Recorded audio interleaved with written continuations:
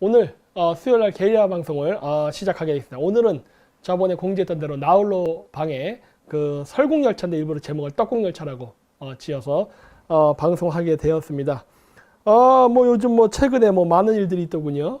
많은 얘기들이 나왔는데 그 부분에 대한 얘기는 오늘 원래 예정대로 스케줄에 있는 설국열차 영화에 대한 그 리뷰를 하고 그 다음에 제가 그 입장에 대해서 얘기하겠습니다. 요즘 문재인 대통령이 중국 가가지고 여러 가지 지금 4대 외교를 많이 하고 있죠. 그래서 지금 나라가 안팎으로 어수선한데 그 부분을 먼저 이야기해야 되지만 또 모처럼 크리스마스다 보니까 크리스마스 기분도 살릴 겸 제가 원래 좋아하는 동심파괴 시리즈 먼저 하고 그 다음에 맨 뒤에 얘기하도록 하겠습니다. 말씀드린 대로 제가 오늘 보여드릴 내용은 설국열차입니다. 설국열차 여러분 보셨는지 잘 모르겠는데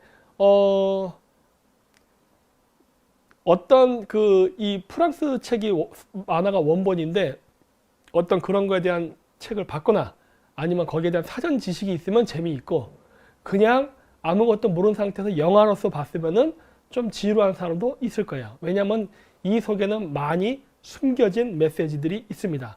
그걸 얼마큼 제가 오늘 이 제한된 시간 내에 풀어낼 수 있을지 모르겠지만 최대한 제가 할 수 있는 데까지는 이야기를 해보려고 해요. 먼저 설국열차 일단 위키피디아에 보면 이렇게 나오죠. 봉준호 감독이 만들었다고 합니다. 근데 내가 봤을 때 이거는 봉준호 감독이 만들 수 없는 영화예요.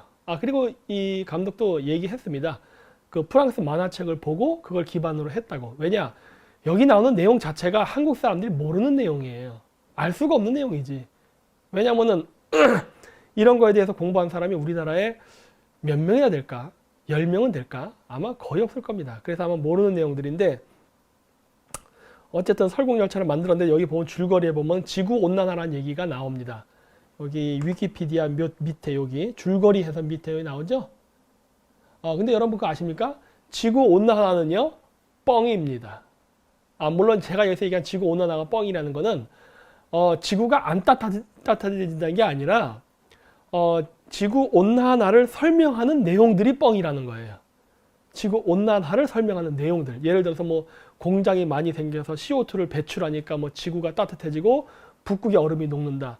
따라서 우리는 환경을 지키기 위해서 뭐 어쩌고 한 내용이죠. 그게 뻥이라는 겁니다. 그건 아니에요. 이거는 지구가 주기적으로 얼었다 녹았다를 반복하는데 그 과정 속에서 일어나는 거예요. 그러니까 지구온난화라고 얘기하면 안 되고 좀 정확히 얘기하려면 기후변화입니다. 그냥 기후변화. 네, 기존의 패턴을 벗어나서 이제 그 세계의 기후가 변하기 시작한 거예요.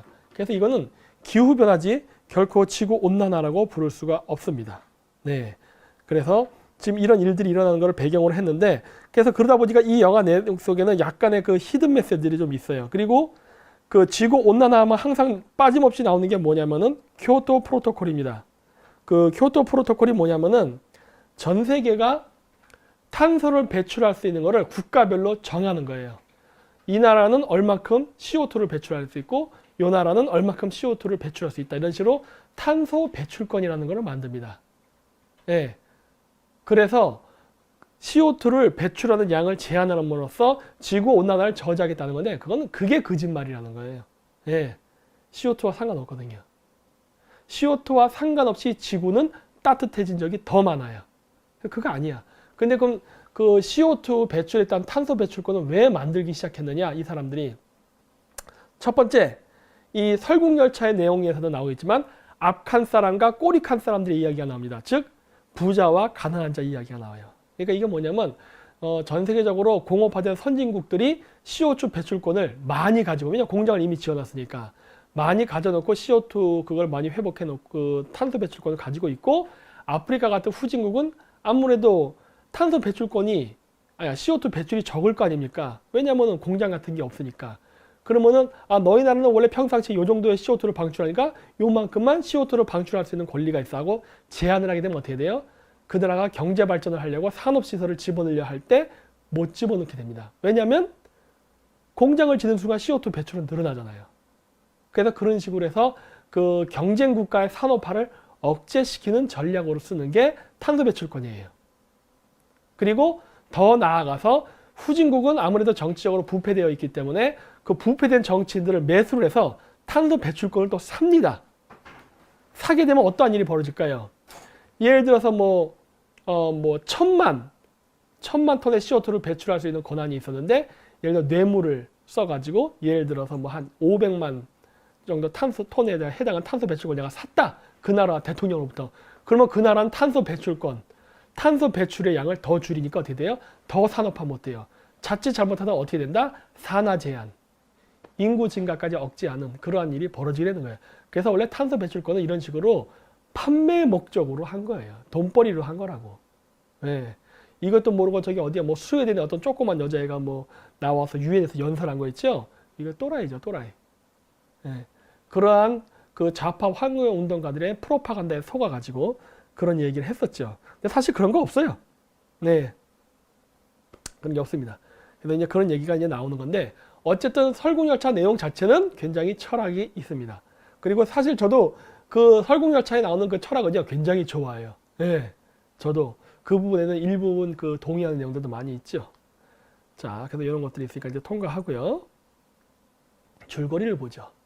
뭐 줄거리 앞부분 생략하고 2014년 7월 1일 이게 왜 그러냐면 이 영화가 2014년도에 나왔기 때문에 그래요.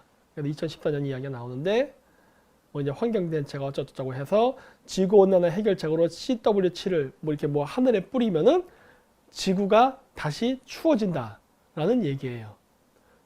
말도 안 되는 뻥이고 거짓말이죠. 여러분, 우리가 1년은 12개월이고 봄, 여름, 가을, 겨울로 움직입니다. 봄, 여름, 가을, 겨울, 봄, 여름, 가을, 겨울, 봄, 여름, 가을, 겨울이에요. 즉 1년 주기 동안 지구는 얼었다 녹았다를 반복합니다. 물론 대주기 25,920년 대주기 속에서도 지구는 얼었다 녹았다를 반복해요. 큰 주기 속에서도 우주의 봄의 절기, 우주의 여름의 절기, 우주의 가을의 절기, 우주의 겨울의 절기라는 게 있거든요. 우리 1년 360을 봄, 여름, 가을, 겨울 4개 말고도 대주기에서도 4개가 존재합니다. 근데 여러분, 봄에서 여름으로 넘어가게 되면 절기가 온도가 따뜻해집니다. 봄에서 여름이 될 때는. 그러면 여름으로 가는 절기인데 여름으로 가는 절기를 막겠다고 여러분 드라이 아이스라던가 이렇게 우주에다가 차단막을 치고 해서 그늘을 지게 해서 여름이 오는 걸 막을 수 있습니까? 자연의 이치인데 예, 말이 안 되는 거죠. 처음부터 발상 자체가. 근데 이제 이런 것들을 이제 한다고 하면서 이제 지구가 이제 잘못 건드리는 바람에 이제 환경 그 재난을 받은 이야기를 하는 건데 이런 식으로 뿌려가지고 실패죠. 왜냐? 여름이 오는 절기가 되면 더워지는 거고 겨울이 절기가 오는 거면 추워지는 거예요. 그러한 자연의 이치를 무시했기 때문에 이제 환경재앙이 닥쳤는데 인류가 이제 전멸을 당하고 기차에 갇히된 이야기를 하는 건데 여기 재미있는 게 17년 후입니다. 영화의 시작이 17년 후예요. 17년 후라는 말은 뭐냐? 이 영화 나중에 보면은 중간에 예카체린 그 브릿지라 그래서 예카체리나 다리를 통과하는 부분이 나와요. 그러면서 해피 뉴 이어 하면서 새해가 밝았다고 합니다. 그래서 몇 년이 되느냐? 18년이 돼요. 18년째가 되는 해에 이 설국 열차가 멈춥니다. 네. 그럼 18이라는 숫자는 뭐를 상징할까요? 6 곱하기 6 곱하기 6. 666이지. 63, 18. 뭐 또 666 나오다 사탄 또 나오는데 전 얘기했죠? 그런 거 존재하지 않는다. 악마 없습니다. 그런 거 없어요. 그게 아니라 18이라는 숫자는 북극성을 상징해요. 네. 북극성을 상징함과 동시에 천지인을 상징하죠. 우주, 지구, 인간이 각각 6을 상징하거든. 네, 그런 게 있습니다. 그래서 이제 그런 걸 상징하는데 이 영화가 그래서 시작 배경이 지구가 얼은 지 17년이 되고 18년으로 넘어가는 즈음이에요. 즉 무슨 얘기다? 12월 25일에 대한 이야기입니다. 12월 25일에 대한 이야기예요. 네. 새해가 되는 기준은 여러 가지가 있다고 했어요. 그 중에 하나가 태양력 기준으로 하는 양력 1월 1일, 달을 기준으로 하는 음력 1월 1일이 있고 그 다음 무엇이느냐? 북극성력을 기준으로 하는 12월 25일이 있다. 세 개가 존재한다. 예. 했는데 이 이야기는 북극성역을 기준으로 합니다. 12월 25일을 새해로 삼았던 사람들의 이야기가 기반이 되어 있어요. 왜냐하면 12월 25일이 굉장히 중요하거든요. 자, 그래서 여기 보면 이제 음식을 먹고 하는데 이 문이라는 얘기가 많이 나옵니다. 문. 근데 이거는 매트릭스 2탄에서도 많이 나와요. 여러분 매트릭스 영화에 보시면은 2탄에 보면은 문이 계속 나옵니다. 문. 그래서 문을 열면은 어떤 세계가 나오고 닫았다 다시 열면 또 다른 세계가 나오고 막 그래요. 아마 이 매트릭스 2탄을 보신 분이 있을 거예요. 여기서도 마찬가지로 문이 나옵니다. 이 문이 뭐야 이게 반중 게임 박사님 적그리스도 마음대로 생각하세요. 마음대로 생각하세요. 이 문이라는 거는 뭐냐 천문학적으로 12개의 절기를 상징합니다. 24절기니까 24개라고 할 수 있어요. 그래서 매트릭스에 보면 수많은 문들이 나오잖아요. 그 문이 각 시간대를 통과하는 문, 즉 경계선을 나타내요.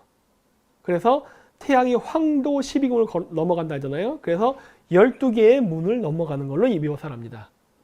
그리고 우리가 24절기라는 말을 하잖아요. 그래서 24개의 문을 얘기해요. 예.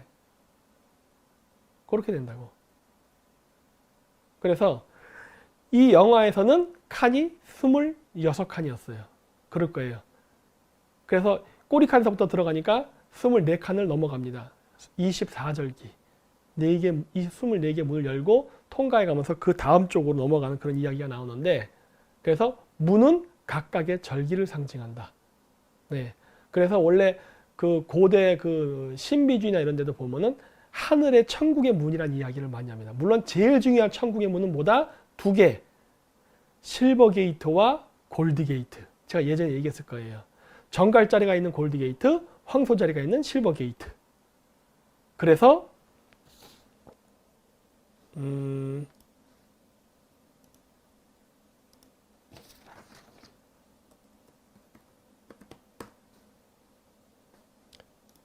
어디 보자. 바티칸 베드로. 이 바티칸의 베드로 성당에 보면은 바티칸의 상징물이 안 보이는구나. 그건 내가 직접 여기 나올려나? 그쵸? 여기 베드로가 손에 들고 있는 게 뭡니까? 여기 손. 이거 뭐예요? 이거 열쇠라고. 열쇠. 뭐에 대한 열쇠? 천국의 열쇠. 천국의 열쇠. 자, 그러면은 바티칸의 상징이 뭔지 보죠.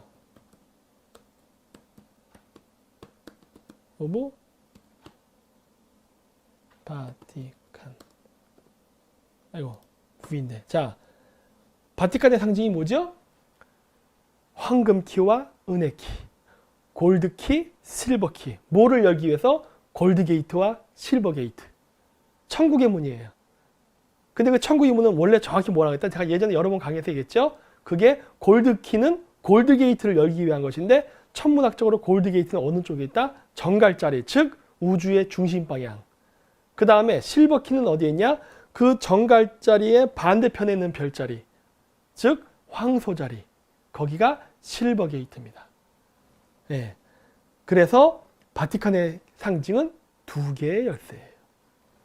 그리고 이거를 봄, 여름, 가을, 겨울로 묘사할 때는 금, 은, 동, 철 열쇠가 존재하는 겁니다.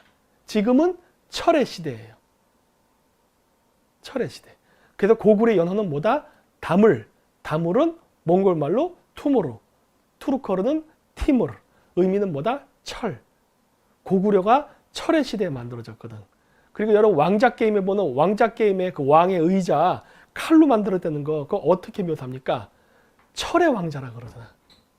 황금 왕자라는 얘기를 안 합니다. 철의 왕자라 그래요. 왜 그래요? 철의 시대거든. 철의 시대에 대한 이야기이기 때문에 철의 왕자라고 합니다. 그런 것들이 영화 속에 잘 숨겨져 있죠. 그렇죠? 예. 철의 시대 다음은 뭐다? 금의 시대입니다. 봄, 여름, 가을, 겨울. 금, 은, 동철. 금, 은, 동철이거든요. 그러니까 철의 시대가 끝나면 다시 무슨 시대로 간다? 황금의 시대로. 그 황금의 시대라는 게 여러분이 생각하는 그런 어떤 파라다이스 유토피아적인 황금의 시대냐? 그건 전 모르겠어요. 그냥 절기가 그렇다예요. 그거를 인간들이 사적인 마음으로 어떤 뭐 유토피아나 이상향을 말하는 건데 글쎄요. 나는 그러는 거예요. 여러분 겨울은 나쁘고 봄은 좋은 건가요? 그런 거 없잖아. 우주 절기에 그런 거 없잖아요. 여름은 좋고 겨울은 나쁜 건가? 그런 거 없어요. 예, 인간들이 그거를 갖다가 선과 악이 있다라고 개인적인 주관적인 마음으로 정한 것이지 자연은 그냥 자연일 뿐이에요. 여러분들이 그 자연을 좋아하건 싫어하건 상관없이 그 자연은 그냥 그렇게 존재합니다. 예. 그래서 이게 문 얘기가 나오고 문 3개가 딱 4초 동안 동시에 열린대요. 4, 3, 12 숫자가 나오죠. 그리고 이게 이제 신발 얘기 나오는데 이거 보면은 어린아이를 이렇게 데려갈 때 자기 아이를 뺏겼을 때 아빠가 신발을 던지거든요. 근데 요거와 비슷한 사건이 있었죠. 그게 뭐였죠? 예전에 이라크 사태 때 이라크 대통령이랑 그러니까 사담 후세인 죽고 새로운 이라크 대통령이랑 조지 부시 대통령이 이라크에서 기자회견할 때 그 어떤 이라크의 기자가 신발을 던지죠. 그래서 신발을 던진다는 건 원래 저항의 상징입니다. 네. 그래서 쓰는데 여기서도 그래서 이 신발이 나오죠. 그래서 이것은 신발이 아니다. 뭐 무질서다 어쩌고 얘기하면서 신발 위치는 머리가 아니라 발로 정해져 있다. 즉 뭐다? 각자 자신의 위치에 있어야지 그 위치가 뒤바뀌면 안 된다라는 얘기를 하죠. 이렇게 무임승차자들은 뒤에, 정식으로 돈 내온다는 사람은 앞에. 이것이 사회 질서이다. 이렇게 너희 자리를 알라 그리고 지켜라. 신발이 되어라 해서 머리에다가 신발을 얹죠. 왜? 머리에다 신발을 얹는 건 어울리지 않는 거거든. 즉 그 질서를 지켜라 해요.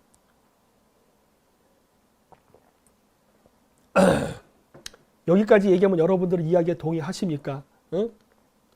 신발로 있어야 될 사람이 머리로 오면 안 된다. 여러분들 이 말에 동의하세요? 안 돼. 나는 머리로 가야 돼. 될까? 어려운 부분이죠. 네, 굉장히 어려운 부분이죠. 이것이 사회의 질서, 결국 이거를 물리학적으로 얘기하면은 혼돈 속의 질서입니다. 근데 이 말은 그 댄 브라운이 쓴 천사와 악마에 보면은 나옵니다. 혼돈 속의 질서. 세상은 혼란스러워도 안 되고 그렇다고 정갈하게 질서가 있어서도 안 돼요. 둘은 공존해야 됩니다. 혼돈 속의 질서. 그게 어떻게 보면 우주의 법칙이에요. 그러니까 사람은 신발에 있는 사람은 결코 머리로 갈 수 없다? 그건 아니야. 갈 수도 있어. 하지만 자주 반복되면 안 돼요. 그거는 사회 기초 기반이 무너지는 행위이기 때문에. 하지만 상층부가 부패했을 때는 당연히 바뀔 필요가 있어요. 그러면은 밑에 사람들이 혁명을 일으켜서 뒤집어서 새 시대를 엽니다. 예. 그래서 세상은 뒤죽박죽인 것 같지만 그러면서도 그 속에 질서는 있죠. 근데 여기서 이제 뭘 강조하느냐? 지배계급은 질서를 강조하고 이쪽에서 바꾸는 사람은 혼돈을 강조하는 쪽이죠. 이거는 지금도 있죠. 예.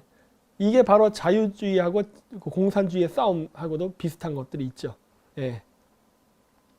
근데 여기서 이제 내가 재밌게 본 거는 이 문을 열 때 이제 한국 배우가 나오죠. 송강호가 나오는데 여기 크로놀쟁이라고 나오는데 이 크로놀이 뭐냐면 일종의 마약입니다. 마약쟁이로 나와요. 아니 문을 열면 여는 거지 마약쟁이는 또 왜 나오는 거야? 좀 이상하지 않아요? 설정이? 문을 열 때 왜 그러느냐? 매트릭스에 보면 키메이커라고 나옵니다. 여기서도 매트릭스 2에서도 문을 열고 다음 세계로 이동하는 걸 할 때 키메이커의 도움을 받아요. 저 키메이커가 뭘 해줍니까? 키메이커가 아키텍트를 만나게 해주죠. 프로그램 디자이너를 만나게, 그러니까 그 매트릭스라는 세계를 창조한 그 프로그래머를 만나게 하기 위해서 저 키메이커를 통해서 통과하잖아요. 똑같은 설정이 바로 설국열차에서도 나와요. 그래서 저 키메이커, 즉 송강호를 통해 가지고 앞칸까지 가는 길 인도자의 역할을 맡깁니다. 근데 여기서 보면 이 사람이 약쟁이로 나와요. 왜 그럴까요? NHK님, 무당, 마약쟁이가 제사장. 틀린 말 아니죠. 틀린 말 아니에요. 옛날 때에는 마약을 썼어요. 종교의식에서. 환각물질, 독버섯. 이제 여러 번 얘기했잖아요. 썼습니다. 그래서 이 세계에서 다른 세계, 즉 다른 세계, 여기가 이승이잖아요. 여기가 이승이고 저쪽이 저승이야. 그건 이 이승과 저승을 왔다 갔다 하는 게 바로 무당이에요. 이거를 옛날 땐 제사장이라 불렀죠. 이 샤먼들. 이런 사람들이 왔다 갔다 할 때 썼던 매개체가 뭐다? 바로 환각물질입니다. 그러다 보니까 이런 이야기를 하는 것 같아요. 이게 문이라고 돼 있지만 이거 제가 얘기했잖아요. 이 문이라는 게 바로 천문학적으로 얘기하면 황도 12궁 12개의 별자리 혹은 여긴 24절 기류회가 24개의 문을 상징한단 말이에요. 그 문을 열고 들어가는 게 바로 시간이야. 근데 시간이라는 개념은 물리적 이동하고 관계가 있습니다. 즉 태양의 이동과 관련이 있거든요. 그래서 태양이 이렇게 지구에서 봤을 때, 지구에서 관측의 측면에서 봤을 때 태양이 이렇게 움직이는 것처럼 보이는데 태양이 움직이는 길을 황도라고 해요. 그리고 이게 밤하늘에 은하수가 이렇게 떠 있는데 태양이 지나가는 길과 은하수가 만나는 두 지점이에요. 그 두 지점이 바로 골드게이트와 실버게이트, 즉 정갈자리와 황소자리라 불리는데 그 지점을 가야만 즉 아키텍트, 창조자를 만날 수 있다고 믿는 거예요. 무슨 말이냐? 여기서는 이제 뭐 철도 엔지니어를 얘기하지만은 천문학적으로 그게 뭐냐면 북극성입니다. 은하수를 타고 북극성에 이른다. 황도를 타고 북극성에 이른다. 이거거든요. 그 만나는 지점이 바로 이 문이죠. 문. 마지막 최종적인 문, 골드게이트 혹은 실버게이트를 열고 그 안으로 들어가야 북극성을 만날 수 있다는 개념이기 때문에. 그래서 옛날 때 하늘에 있는 북극성, 즉 하느님을 만날 때에는 그래서 하늘로 올라가기 위해서 자신의 영혼을 유체 이탈을 시킨다고 믿었거든요. 그 유체 이탈을 시키는 방법으로서 뭘 썼냐면은 자신의 몸을 반가사 상태, 즉 몸을 혼수 상태로 만들어서 죽음의 직전에 문턱에 이르게끔 만드는 그러한 특수 비법을 썼던 게 독약이에요. 그게 바로 독버섯입니다. 광대버섯 이런 것들. 그래서 그런 것들을 샤먼들이 썼죠. 그래서 그거를 통해 가지고 신을 만난다라고 생각했던 거죠. 그 개념이 그대로 여기 영화에 반영되어 있는 거예요. 즉 키메이커는 뭐다? 무당입니다. 그냥. 그래서 약쟁이로도 나오죠. 이렇게. 그리고 이제 여기 가다 보면 중간에 이렇게 음식이 나오죠. 자기네들이 먹는 음식들이 알고 보니까 바퀴벌레였어요. 이런 내용들. 근데 사실 이런 거는 뭐 여러분 이제 뭐 여러 가지 이제 여러분도 사시면서 아시겠지만 지금 요즘 여러분들이 드시는 음식이 멀쩡하게 별로 없습니다. 이제는 우리가 먹는 음식들 다 패스트푸드 이런 것들 다 뭐로 만들었어요? 여러분들이 알면 못 먹을 것들로 만들죠. 소세지 어떻게 만들어요? 제주공정 보면 여러분 드시겠어요? 네? 그렇거든요. 햄버거 패드 제주공정 보시면 여러분 드시겠냐고. 네. 자연적으로 만들었던 예전의 음식이 아니거든요. 지금 가공식품은. 네. 특히 우리는 그나마 낫지. 중국 애들은 어떨까? 거기는 끔찍하죠. 네. 아예 화공약품을 이용해서 계란을 만들고 막 그러잖아. 그러니까 이런 것들이 있단 말이에요. 그래서 점점 우리가 정상적으로 먹는 음식의 질이 떨어집니다. 자, 그러면 우리가 먹는 음식의 질은 왜 떨어질까요? 여러분 생각해 보셨어요? 우리가 먹는 음식의 질은 왜 떨어질까? 왜 나빠질까? 예? 메뚜기라고도 뭐 나오는데, 예. 왜 그러냐고요? 그거는 간단합니다. 인구가 너무 많아서예요. 간단해요. 인구가 많아서 그래요. 그래서 우리 인류가 먹을 수 있는 옛날 때 쉽게 구할 수 있던 건강한 음식을 점점 구하기 힘들어지는 건 인구가 너무 많아서 그래요. 어떤 사람들은 그래요. 70억 인구를 배불리 먹일 수 있는 음식은 충분히 존재한다. 맞아요. 할 수 있어요. 뭐 이게 한국도 요즘 비만 많지 않습니까? 그래서 비만을 안 찌게 우리도 건강하게 밥을 먹으면서 남는 부분을 가난한 나라에 주면은 그 수치상으로는 70억 인구가 모두 배불리 먹고 산다는 결론이 나옵니다. 근데 그거를 진짜로 적용했을 때 70억 인구가 배불리 먹고 살까요? 천만에 만만해. 안 됩니다. 그게 안타까운 현실이에요. 여러분들 그 우리 환경운동 좌파 말고 또 난민들 또 위한다는 가짜 인권단체들 좌파들 말하는 거 거짓말이에요. 왜 그런지 아세요? 내가 옛날 때도 그런 사람들한테 막 얘기해봤어요. 미 제국주의 어쩌고 얘기하고 뭐 환경 파괴 어쩌고 얘기하려길래 내가 그랬어요. 아저씨가 입고 있는 그 옷 그거 10년 동안 입을 자신 있어? 내가 그랬다고요. 그 구두 평생 동안 그것만 신고 다닐 자신 있냐고. 밥 아침 점심 저녁 김치에 쌀밥만 먹을 자신 있어? 그러면은 그 말이 실현돼요. 근데 이거 환경운동 한다고 하면서 지금 보니까 햄버거도 사 먹고 뭐 회식한다고 애들 환경단체들 단축 모는 거 건배하고 술도 마시고 뭐 밥 먹고서 뭐 커피도 마시고 이러고 있잖아. 그러면 안 되는 거예요. 그러면 70억 인구가 배불리 못 먹습니다. 왜냐? 이것들이 절대로 불가능하기 때문에 70억 인구가 먹이사슬의 꼭대기에 있으면 그 밑에 나머지 먹이사슬은 70억보다 많아야 돼요. 여기서부터 문제가 오는 거예요. 여기서부터. 먹이사슬의 최상부는요. 숫자가 적어야 됩니다. 그렇지 않고 많으면 그 다음부터 난리가 나요. 이게 옛날 때 그 미국에서 그게 있었죠. 여기 물론 이 이야기에서도 나오지만은 옛날 때 서양에서 자선단체가 아프리카에다가 구호물자를 계속 지급해줬더니 나중에 어떤 일이 생겼느냐? 구호물자를 받는 게 당연해져 버린 거야. 근데 나중에 어떻게 하냐? 북한 사람하고 똑같아요. 구호물자를 주니까 맛이 없네. 옷을 갖다 줬더니 옷이 멋이 없다. 유행이 지난 것이다. 이런 식으로 불평을 하기 시작하는 거야. 이렇게 된다니까. 그래서 불가능합니다. 그런 일은 절대 일어나지 않아요. 그래서 여러분들이 생각하는 그러한 관점에 아름다운 이상사회 안 열립니다. 네. 세상은 굉장히 잔혹하고 냉정해요. 여러분들이 생각하는 이상사회 안 열려요. 공산주의가 그런 유토피아를 말했기 때문에 실패한 겁니다. 네. 하여튼 그래서 음식에 이런 얘기들이 나와요. 그래서 얘네들이 이렇게 만들어준 젤리가 사실은 알고 보면은 더러운 음식으로 만든 대량 생산 아니야? 대량 생산. 그래서 실질적으로 우리가 먹는 음식들은 알고 보면은 그렇게 좋은 음식이 아니다라는 것을 간접적으로 보여주고 있죠. 이 부분이 아까 제가 얘기했던 겁니다. 여기 딱 들어가면은 복면을 쓰고 애들이 도끼를 들고 있는데 예까젤이나 브릿지를 통과했다고 하면서 3, 2, 1 해서 해피 뉴 이어 그래요. 새해가 밝았다. 흥미롭네. 이제 새해가 밝았으니까 어떻게 된 겁니까?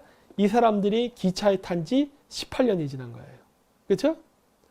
자, 근데 예까젤인 브릿지를 통과했다 하면서 이렇게 얘기가 나오는데 이 새해가 밝았다라고 얘기하는 거를 굳이 영화 설정에 왜 넣었을까 하는 거예요. 굳이 영화 설정에. 넣을 필요 없잖아 이거 사실. 여러분 그냥 전쟁하면 전쟁했지. 예? 이게 왜냐면 이 영화 자체가 천문과 깊은 관련이 있어서 그래요.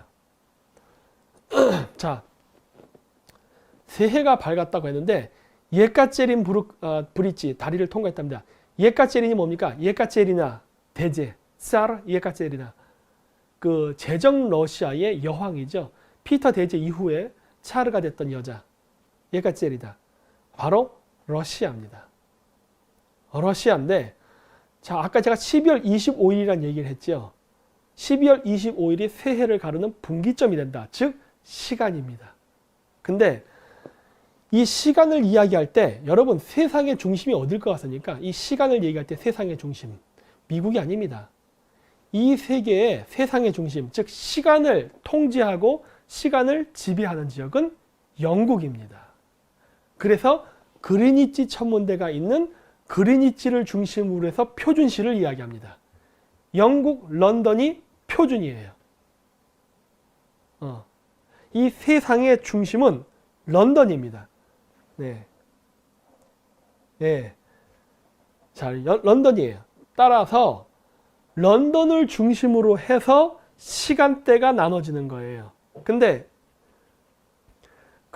이 영화 이제 보면 나오겠지만 해피 뉴 이어하고 이제 새해가 된 다음에 저기 나중에 애들 있는 칸을 가면은 부활절 달걀을 나눠줍니다. 여기서도 나올 거예요, 좀 이따. 여러분 부활절은 몇 월이에요? 아세요? 부활절. 부활절은 3월 20일쯤입니다. 3월 후반대예요. 3월 말쯤이 바로 부활절이 있는 기간이에요. 자, 새해는 1월 1일이에요. 근데 여기서 예까제린 다리를 넘었다는 얘기예요. 예까제는 어디예요? 러시아예요. 시간대로 볼까요? 영국 그리니치 표준시로 하면은 화면 보여주세요. 이 가운데 녹색, 여기가 런던 표준시입니다. 0이에요. 여기를 기점으로 하는 거예요. 자, 여기서부터 러시아 시간대는 여기 있다. 여기 파란색 영역입니다. 바로 어디야? 하나, 둘, 세 칸이라고. 이쪽이라고. 이쪽이에요. 좀 이따 나오겠는데 이걸 먼저 그림을 보여주고 해야겠구나. 자, 그렇게 되는데 여기 보이시죠? 여기 다리. 이게 예까제린 다리입니다. 러시아에 있는. 그래서 새해 1월 1일 때 우리가 부활절은 당연히 1월일 것 같은데 아닌 게 이유가 뭐냐면 부활절은 3월에 합니다. 3월을 기준으로 하는 이유는 바로 춘분 때문이에요. 그래서 상징적으로 새해에서 해피 뉴 이어는 1월 1일이잖아요. 새해인데 3월, 즉 3시간 더 빠른 지역을 기준으로 잡아놓은 거예요. 거기가 어디다? 부활절을 상징하기. 3월 24일 쪽을 보여주기 위해서. 왜냐? 그 춘분 때문에 그렇습니다. 요건 제가 좀 이따가 따로 얘기할 때 할게요. 그래서 여러분 제가 저번에도 얘기했죠. 동심파괴 크리스마스 할 때 크리스마스 때 뭐 한다? 대규모 인신공양이 일어났다. 고대에는. 그래서 크리스마스 트리의 마블이 뭐다? 전쟁에서 잡은 포로나 노예들을 목을 댕강댕강 잘라서 해골바가지를 매달았다 그랬잖아요. 그리고 새로운 태양이 떠오르길 빌기 위해서 거기다가 여자를 산채로 잡아서 묶어놓고 불태워 죽였다고. 그런 야만적인 풍습이 고대에 있었다고 했죠. 그게 오늘날 크리스마스의 기원이에요. 예수님 탄생하고 전혀 상관이 없습니다. 예, 이런 거는 교회에서도 다 얘기할 거, 알 거예요 아마. 공부한 사람은 다 알겠지. 그런데도 공교롭게 여기서도 영화에서 나오죠. 새해를 기준으로 해서 바로 정확하게 74%의 인구를 제거하겠다. 그렇죠?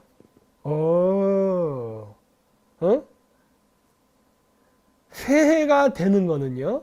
즉 신세계가 열린다는 것은 여러분이 생각했을 때 그렇게 좋은 의미가 아닙니다. 여러분 입장에서는 그래요. 왜? 여러분들은 제거의 대상이라니까. 네, 그 얘기라는 거예요. 새 시대가 되기 전에 구시대의 인류는 정리가 됩니다. 정리가 되는데 누가 정리가 되느냐? 필요 없는 사람들. 즉 무슨 말이냐? 인류라는 큰 차원에서 봤을 때 그다지 공헌이 될 것 같지 않은 사람들은 버리고 간다예요. 왜? 다 끌고 갈 수 없기 때문에. 이것이 나중에 구원론으로 발전을 해요. 예. 이게. 그래서 옛날 때 이런 식으로 해서 대규모 인신공양이 있었습니다. 이게 나중에 싹 정리가 돼요. 왜 정리된지 아십니까? 바로 인류의 과학 발전 때문에 농업 생산량이 늘어나니까 인신공양이 필요 없어진 거예요. 아까 까놓고 얘기해서 효녀심청전 우리나라에도 있잖아요. 인신공양이잖아. 물에다가 여자를 산채로 빠뜨려 죽이잖아요. 왜? 용왕님을 기쁘게 해서 물고기를 많이 잡겠다는 의도거든요. 물고기를 많이 잡아야 어떻게 한다? 많은 사람이 먹거든. 한 입이라도 줄이죠. 옛날 때 그 할머니 세대는 그랬잖아요. 그 여자들 빨리 시집 보내야 된다고. 왜? 한 입이라도 덜기 위해서. 이런 얘기 옛날 때 많이 했다고요. 예. 그래서 옛날 때는 식구는 필요한데 필요하면서도 필요 없는 게 옛날 때는 여자였어요. 왜? 농사는 남자가 힘으로 짓는데 여자는 그게 아니니까. 그래서 옛날 때 여자를 천대했던 겁니다. 농업사 했을 때 여자를 천대했다고. 그래서 예. 또 다사는 해야 돼. 예. 그래서 이런 딜레마가 있었죠. 근데 이런 딜레마가 해결되고 오늘날 이런 식의 사회가 펼쳐진 거는 어떻게 보면 과학의 발전 덕택이에요. 과학이 발전하지 않았다면 아마 지금도 인신공양을 했을 겁니다. 그리고 인신공양 다음으로 많이 했던 게 뭐냐? 전쟁입니다. 전쟁을 통해서 인류의 인구를 적정선을 유지했어요. 중세 시대에 이런 거 많이 했어요. 유럽에서 전쟁할 때 어떻게 했습니까? 왕들이 전쟁을 게임처럼 했다고. 그 전쟁을 왜 했느냐? 입줄이려고. 입줄이려고. 그래서 전쟁을 하면서 왕하고 귀족은 죽이지 못하게 했어요. 그게 규칙이었어. 왕하고 귀족은 죽이면 안 된다. 농민만 죽여라 했어요. 중세시대 전쟁 그렇게 합니다. 네. 그래서 여기 이제 들어가면 이제 예까제린부르크를 이게 통과하고 나면은 예까제린부르크 브릿지를 통과하고 나면은 그 다음 터널이 나오면서 어둠이 들어옵니다. 왜냐? 12월 21일은 동지잖아요. 태양이 안 뜬다고. 제가 저번에 그 태양 탐사선 프로그램 얘기했는데 어디 까신 분 계십니까? 자, 내가 이제 프로그램을 제가 보여드리겠습니다. 요 빼가지고 저쪽으로 옮길게요. 어디 보자. 제가 갖고 있는 프로그램을 보이게. 핸드폰 보이나요? 네. 자, 천문. 태양 탐사선이라고 왼쪽 밑에 있죠? 이걸 딱 누르겠습니다. 자, 그럼 이렇게 그림이 나와요. 이게 뭐냐면은 지금 이 사람이 있는 위치입니다. 자, 보세요. 여기 대한민국 서울이에요. 이렇게 서울이죠. 지금은 12월 18일 돼 있어요. 왼쪽 밑에 보면 12월 18일이라고 숫자 보이죠? 지금 12월 18일입니다. 그리고 원에 보면은 원 밑에 이렇게 노란색 선이 살짝 꺼져 있죠. 저게 뭐냐면 태양이 떠 있는 시간입니다. 자, 그래서 이렇게 태양이 날짜 이렇게 지나가죠? 이게 지나가는데 보면 어때 우리나라는? 태양이 지나가는 즉 떠 있는 노란색 선이 전체적으로 봤을 때 짧아요. 그리고 저 위에 쪽이 깁니다. 그게 뭐예요? 밤이 길고 낮이 짧다. 이걸 우리가 동지라고 부르는 겁니다. 안 보여요? 왜 안 보여? 이 저 까만색 원이 있죠? 까만색 원 밑에 보면 노란색 선이 살짝 꺼져 있어요. 이게 U자처럼 이렇게 노란색 선 보이세요? 그게 태양이 떠 있는 길이에요. 어디 보이십니까? 아, 잘 보여요? 그치? 보이죠? 예. 보일 겁니다. 자, 근데 저게 12월 달이기 때문에 짧은 거예요. 예를 들어서 이거를 6월 달로 올려볼까? 이렇게. 그래, 한 요쯤. 6월 달이면 어때요? 확 올라갔죠? 저게 절반을 넘어섰잖아. 저기서부터 밑으로 쭉 내려가는 거거든요. 쭉 내려가는 거예요. 그래서 낮이 훨씬 깁니다. 보이세요? 그렇죠? 이렇게 되는 거예요. 자, 이해되셨습니까? 이 프로그램을 제가 보여주는 이유가 있어요. 왜? 백문의 불여일견. 백문의 불여일견. 즉 하지는 6월 25일경입니다. 그래서 하지 때는 저렇게 길고 동지 때는 짧은 거예요. 이거 제가 왜 보여드렸느냐? 12월 25일을 새해로 기준을 잡는 사람들은 어디서 왔다? 북쪽에서 온 사람들입니다. 북쪽에서 온 사람들. 자, 신라를 제가 여러 번 얘기해요. 신라가 고대사에서 굉장히 중요하다는 얘기를. 신라의 천마총 그 그림 있죠? 천마도 안에 천마총 그림. 천마총 무덤 안에 천마도라는 백색 말을 그린 그림이 있죠? 그 그림이 있는데 그 그림을 그린 나무가 뭡니까? 자작나무입니다. 시베리아산 자작나무. 아니 그러면 경상북도 경주에 있는 신라가 무슨 왕의 무덤에 쓰는 나무를 시베리아 가서 가져왔을까? 그런 생각 해보신 적 있습니까? 왜 시베리아에서 그 나무를 갖고 와? 네? 그거는 바로 그 지역이 신성한 지역이기 때문에 그래요. 자작나무를 썼던 이유는 자작나무의 색깔이 하얗기 때문입니다. 아까 얘기했듯이 고대인들은 하늘에 있는 신, 하나님이에요. 원갓은 북극성이에요. 북극성 외에 황도 12궁의 12개의 별은 하느님입니다. 여러 별신들이기 때문에. 그래서 우주 중에 가장 최고의 신인 하나님, 즉 북극성에 가기 위해서는 은하수를 타고 북극성에 도달한다고 믿었어요. 근데 그 은하수의 색깔이 하얗습니다. 그래서 제사장들이 온몸을 하얀색 옷을 입고 제사를 지내는 거예요. 우리나라도 제사 지낼 때 하얀색 옷 입죠? 그래서 하얀색 옷을 입어요. 왜? 흰색은 하늘과 땅을 연결하는 은하수를 상징하는 색깔이라.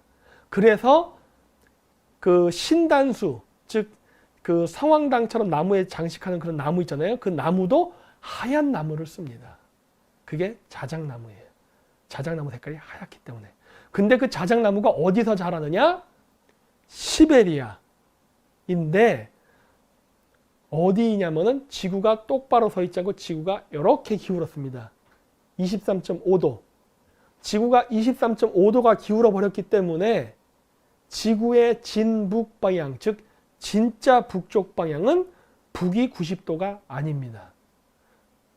북이 90도가 아니라 23.5도 기울었기 때문에 북이 90도 빼기 23.5도 혹은 23.4도에서 66.6도예요. 666. 여기가 바로 진북의 방향입니다. 거기가 바로 자작나무의 산지, 그리고 산타클로스가 탄다는 술록이 서식하는 지역이에요. 이 지역에서 12월 25일을 새해라고 합니다. 왜 그러느냐? 다시 또 프로그램으로 가야죠. 자, 제가 미리 해놨습니다. 자, 여기 보세요. 이게 시베리아죠? 지금 제가 가고 있는 데가 꼭대기 시베리아죠. 여기 저 맨 위에 보면 빨간색 깜빡한 거 있죠? 60이라 써 있죠? 지금 저게 북이 60도라고 하는 겁니다. 제가 가고 있는 데가 쭉 올라갈게요. 자, 올라갑니다. 어때요? 북이 66.9도, 7도, 66.7도, 대충 이쯤 됐죠? 자, 여기서 봅시다. 이 북이 66.6도, 666, 우리나라 종교인들이 절대로 보지 못하게 하고 가리는 진실. 자, 보십시오. 12월 21일은 동지입니다. 자, 저기 지금 제가 이렇게 내릴까? 여기 일출, 여기 일몰입니다. 자, 어떤 식으로 되느냐? 안 떠요. 태양이. 동지가 되면 태양이 안 뜹니다.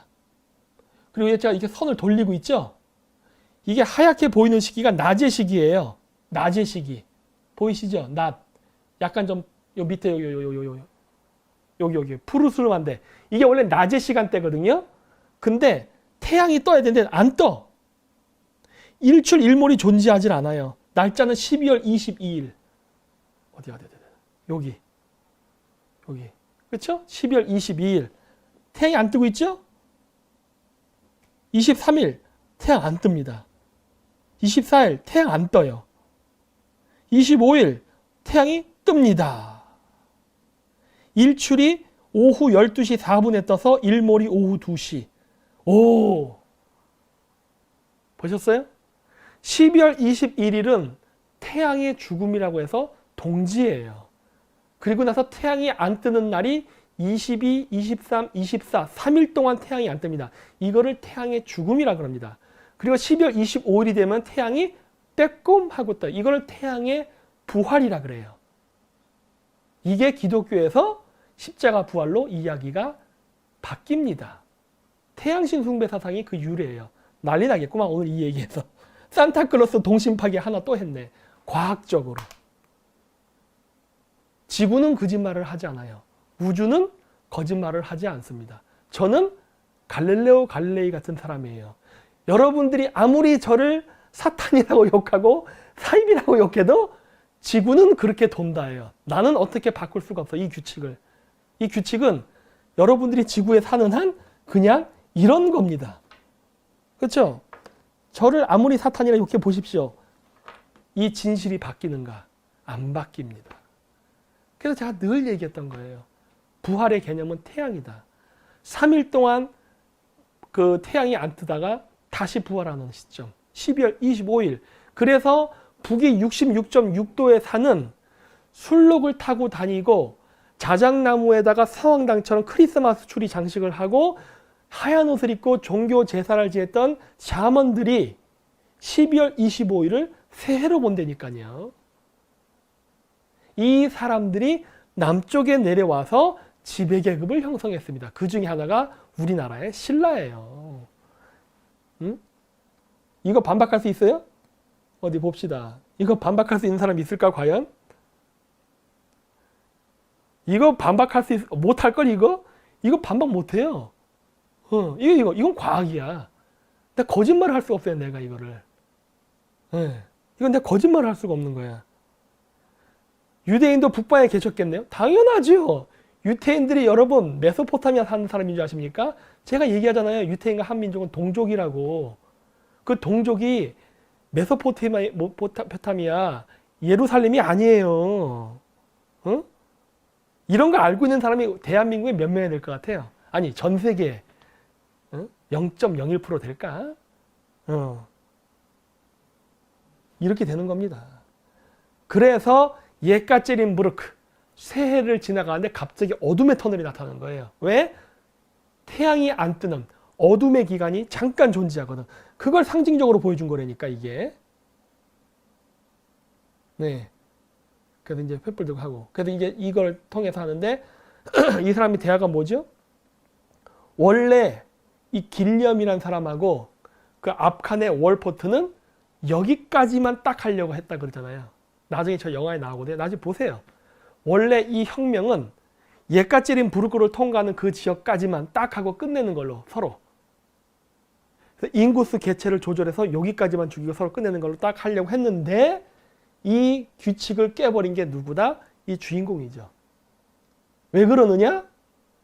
세상의 질서는 유지가 되지만 어느 일정 시기가 되면 그 질서는 무너집니다.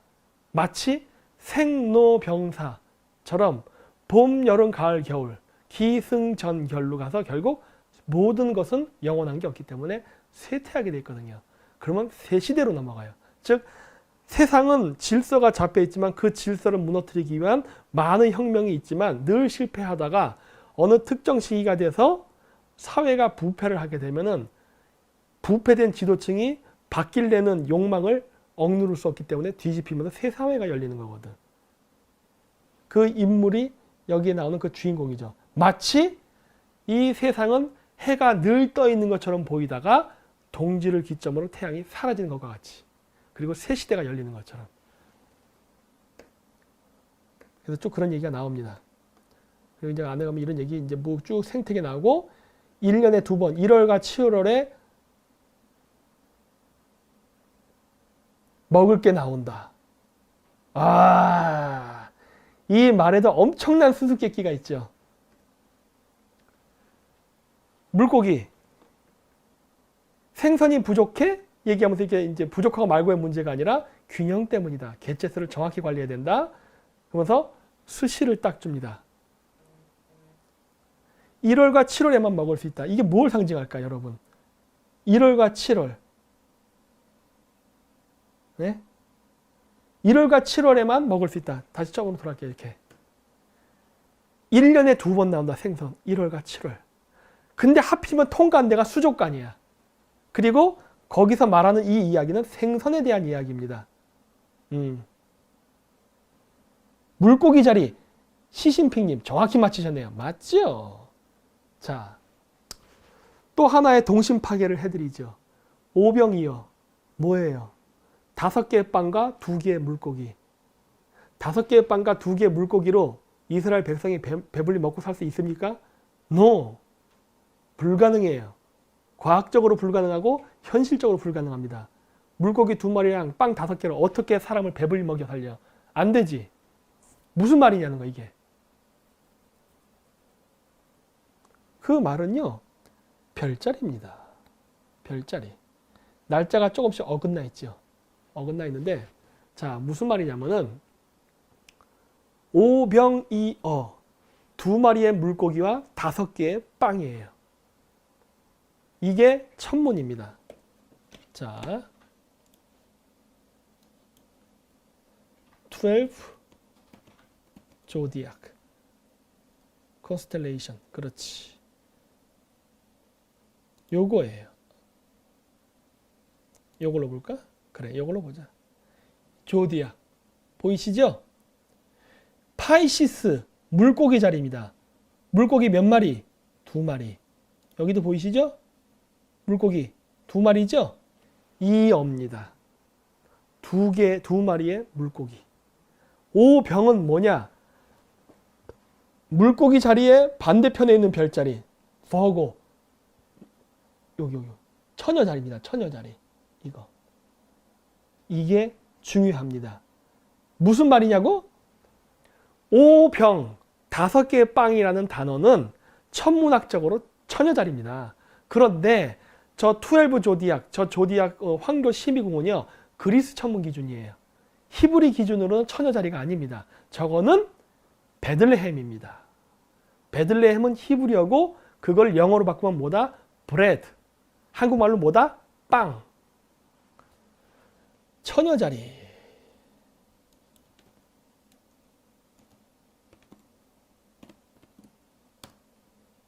이게 처녀 자리예요. 별자리의 연결은 민족마다 다릅니다. 동의하시죠? 민족마다 달라요. 동양 천문, 서양 천문 다르죠? 별자리 연결하는 게. 물론 가끔 같을 때도 있어요. 예를 들어 북두칠성 같은 경우는. 근데 대부분 달라요. 자, 근데 그리스인들은 여기 있는 이 별자리들을 다 연결해서 처녀 자리라 부른 거예요. 그런데 유태인들은 요 안쪽의 별만 부른 겁니다. 하나, 둘, 셋, 넷, 5개. 5개의 밝은 별을 베들레헴이라 불렀어요. 5개의 빵입니다. 응? 그래서 오병이어라는 말은 뭐냐? 물고기 2마리야 빵 5개로 이스라엘 사람에게 기적과 같이 빵을 나눠주고 물고기를 나눠준 게 아니라 봄에 씨를 뿌려서 태양이 물고기 자리와 함께 뜰 때 봄의 절기입니다. 봄에 씨를 뿌리고 그 다음 태양이 동쪽에서 처녀 자리, 즉 베들레헴 빵 자리와 같이 뜰 때 그때가 아마 7월 15일에서 8월 15일 사이일 거예요. 7월에서 8월 사이예요. 그때에 추수를 해서 음식을 먹으니 모든 백성이 배부르게 먹었다. 누구의 비호하에? 태양의 비호하에. 지금 이거 태양에 대한 이야기거든. 태양이 뜨는 봄의 절기에 씨를 뿌리고 태양이 뜨는 가을의 절기에 추수를 해서 배불리 먹었다. 그렇죠? 제 말이 틀렸을까요? 어디 봐야지. 아, 구라 아니에요. 성경이 왜 구라입니까? 과학이지. 과학을 신격화 시켰으니까 문제인 거지. 과학이에요, 과학. 네. 모든 것은 뭐다? 태양입니다. 아까 이제 12월 25일 날 부활하는 거 태양이에요. 모든 건 태양하고 관련이 있다니까. 태양과 북극성의 이야기예요. 네. 그래서 이런 이야기들이 나오죠. 그래서 대화 중간에 갑자기 물고기 이야기가 나오는 거 보고 내가 이런 식의 힌트를 얘네들이 영화에서 보여주는구나 라고. 보면은 내가 느끼는 게 뭐냐, 이 서양 애들은 다 알고 있어. 알면서 장난치는 것 같아. 네, 장난치는 것 같아요. 너희들이 아나 모르나 테스트 해볼까? 이런 식인 것 같아. 네.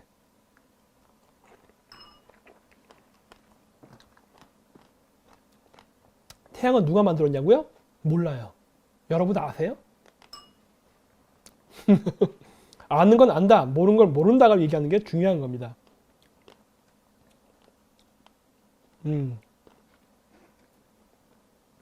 그래서 이런 것들이. 그래서 균형에 대한 이야기를 합니다. 이 균형이라는 게 중요해요. 좀 이따가도 나오겠지만 우리가 지구가 봄, 여름, 가을, 겨울을 걷는 건 지구의 세차운동 때문입니다. 지구가 자전과 공전할 때 이게 세차운동을 해요. 이 세차운동이 봄, 여름, 가을, 겨울을 만들어내요. 네, 즉 뭐다? 파동이에요. 근데 이 파동은 왜 일어나느냐? 마치 그런 것과 똑같죠. 여러분 이렇게 추를 쭉 놓고 하나를 탁 놓으면 틱틱틱틱 왔다 가는 거 있죠?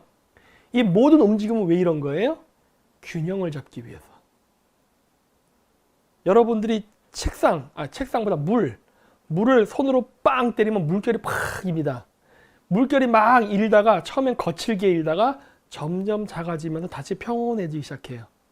이 파동은 왜 일어나는 거죠? 바로 평균값, 중심값을 수렴하기 위해서 중심을 잡아가는 과정이에요. 즉 균형을 잡아가는 과정이에요. 그래서 모든 자연의 법칙은 균형을 잡는데 그 포인트가 있습니다. 그래서 동양의 의학에서는 인간의 몸을 치료를 할 때 어떤 뭐 이렇게 약을 먹여서 치유하는 게 아니라 인간의 자연적 피의 흐름, 이거를 태양의 주기랑 비유해서 피의 순환으로 보거든요.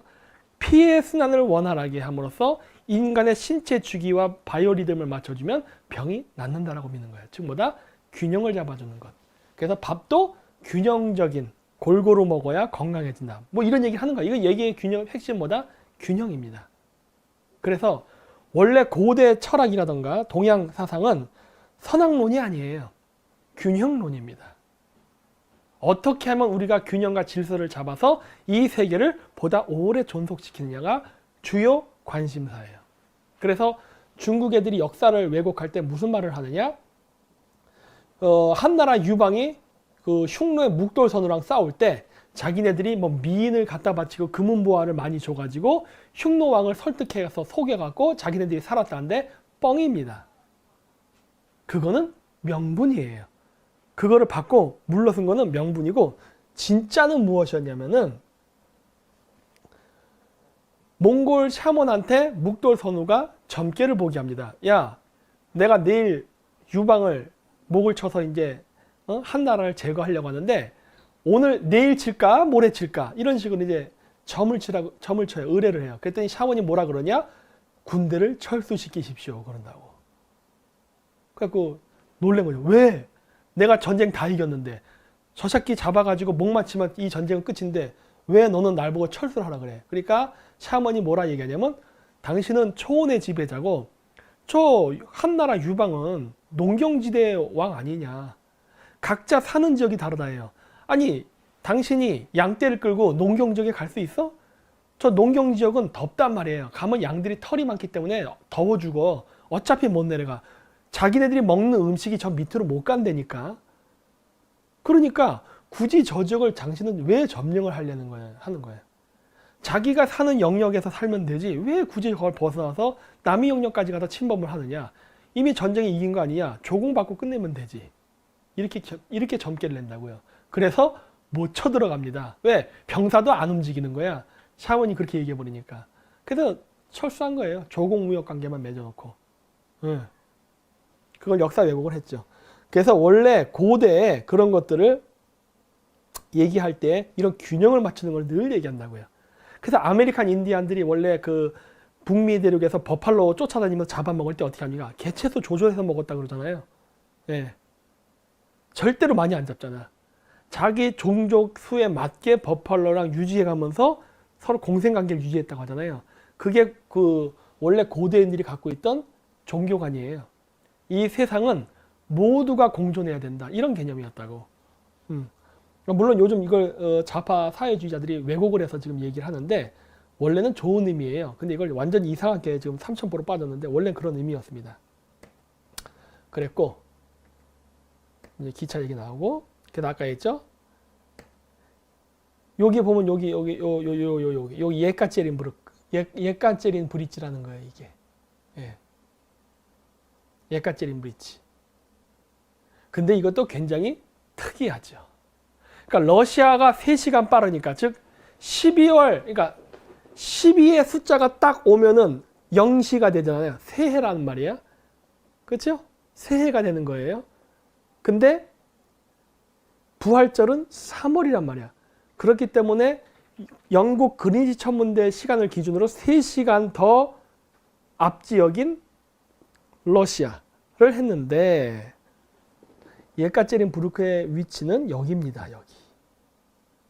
여기인데 이게는 또 골 때린 게 거기가 바로 어디냐? 카자흐스탄이에요. 오, 카자흐스탄 시간대라. 카자흐스탄 시간대는 영국 그린위치 천문대로부터 시간이 6시간이 빠릅니다. 골 때리지 않아요? 숫자 6이 나와요. 오, 그리고 아스타나네? 왜 아스타나일까요? 오, 그 이유는 제가 얘기를 못합니다. 알고 있죠? 네. 이런 식으로 영화 속에 설정을 탁탁 해놨어요. 네. 오, 이런 것들이 있습니다. 여기서부터 여러분들이 한번 찾아보세요. 예, 재밌는 것들이 많아요. 그래서 지구의 세차 운동을 표현할 때 저렇게 묘사합니다. 달걀을 뱀이 감싸고 있는 모양. 예, 혹은 무한 반복되는 모양으로 묘사해요. 이거는 3차원적으로 봐야 되는 거예요. 자, 이게 무슨 말이냐? 이 두 개의 그림을 합쳐서 보십시오. 무슨 말이냐? 계란을 뱀이 이렇게 옆으로 보면 저 모양인데 위에서 보면 어때요? 오른쪽 그림, 요 그림처럼 보이는 거예요. 위에서 볼 때는. 근데 옆에서 볼 때는 이렇게 보이는 거죠. 이거를 상징적으로 보여요. 무한 반복. 무한 반복되지만 달라요. 마치 우리가 어떤 이런 서류를, 어떤 종이를, 이런 종이 같은 것들을 복사를 할 때 계속 복사를 하면 약간씩 어긋나기 시작합니다. 네. 무슨 말이냐면 우리가 2011년 1월 1일과 2012년 1월 1일, 2013년 1월 1일, 2014년 1월 1일은 다 1월 1일이지만 다릅니다. 달라요. 결코 같은 위치로 돌아오잖아요. 일단 제 얼굴 보세요. 73년 4월 1일에 태어났던 제 모습과 지금의 제 모습은 완전히 달라요. 그렇죠? 시간은 무한 반복되나 그러나 그 시간대에 있는 모든 것들은 조금씩 변한다예요. 예. 요거를 이렇게 여자 몸에다가 뱀이 둘러싼 거로도 얘기합니다. 이거 갖고 또 뭐 사탄 어쩌고저쩌고 내가 말도 안 되는 소리고 고대인들은 지구를 어머니라고 그럽니다. 그래서 서양에서도 마더 얼스라는 말을 많이 써요. 땅을 여성으로 얘기해요. 지모신이라 그래요. 지모신. 그래서 하늘은 남자, 땅은 여자. 상하관계를 얘기하는 게 아니라고. 땅은 하늘로부터 비, 일종의 정자죠. 내려오면은 땅이 그 물을 머금고 거기서부터 싹이 튼다고, 즉 생명이 솟아난다고. 그래서 땅을 여성성으로 봅니다. 근데 거기다 뱀을 왜 감쌌느냐? 무슨 사탄의 유혹 그런 게 아니라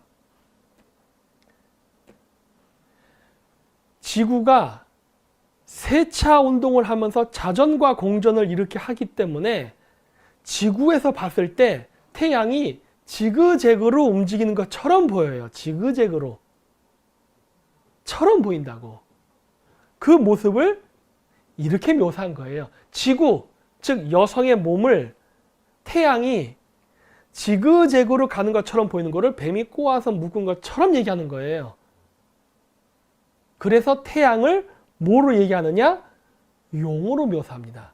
용의 입에는 뭐가 있죠? 여의주. 여의주를 문 용이 하늘을 지그재그로 움직인다 라고 얘기를 하죠. 용이 승천한다. 태양이 떠오른다. 이거라고. 예? 그렇게 묘사한 거예요. 그러니까 용을 믿으면 우상숭배가 되는 거고 그게 태양이라는 걸 알면 과학이 되는 거예요.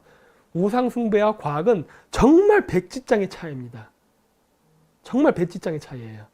그게 원천 지식이 뭔가 원리가 무엇인가만 알면은 금방 되는 거야. 예. 그걸 어떻게 하냐고요? 고대에? 나도 몰라요.